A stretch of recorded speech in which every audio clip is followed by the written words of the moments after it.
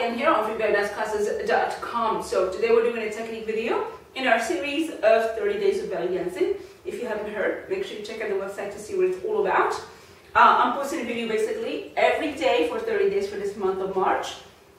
And it will be a giveaway at the end of each video. And it is regular, really big, awesome, fun giveaways weekly. So, and the way to know whether you won or not is to subscribe to the email list. Sorry, that's the only way. Anyway, so today's video, I'm going to be talking about a very basic move in belly dancing, which is the hip kicks. And a lot of beginner belly dancers, especially new students to the art of belly dance, but also some intermediate students, make the same exact mistake. And then they say, why my hip kicks don't look as good? Well, the number one mistake that I've seen most students make is the idea of pushing the hip out rather than actually counting on using their knees and the weight switch to create the move. They think about the hip, just because when you see the move, all you see is the hip going out. So because you see the hip going out, you start to focus on moving your hip out more than knowing the mechanics of the move and how the move is actually done in order to create it. Now I want you guys to go back to an old video I did a long time ago when I just started this YouTube channel, where I really talked a lot about the mechanics of the body when it comes to doing simple basic hip kicks. And this video is long because I really break it down. I show you what happens to the knees, everything. So I want you to go back to that video because I'm not gonna, take too much time on this one. But on this one, I want to point out the fact that when you do a hip kick, the focus should not be on the hip. That is the biggest mistake. So I see a lot of students do something like this, where they try to push the hip out.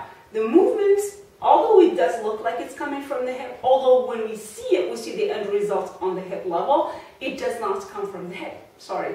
It comes from two different things. It depends on how you're doing your hip kick. If you keep your feet flat, it comes, and you do your hip kicks like this.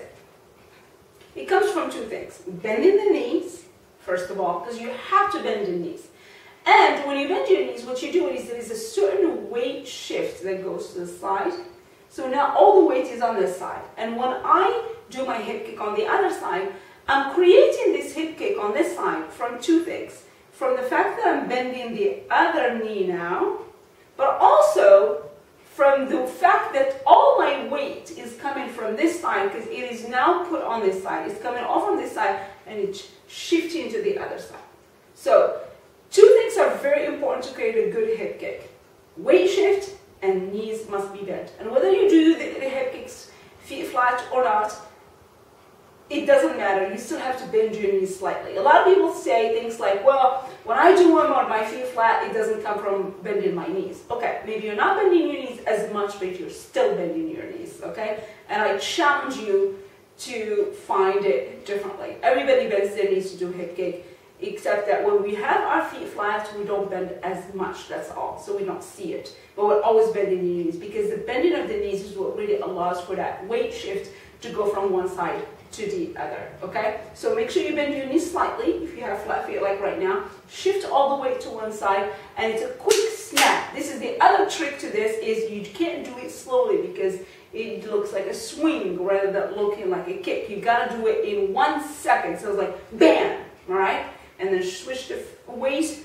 And what I mean by this is like the weight shifts in your hips, in your knees at exactly the same second. So it's like bum, really quick, bum, quick, bum, quick. So you still have to bend your knees and you have to shift the weight.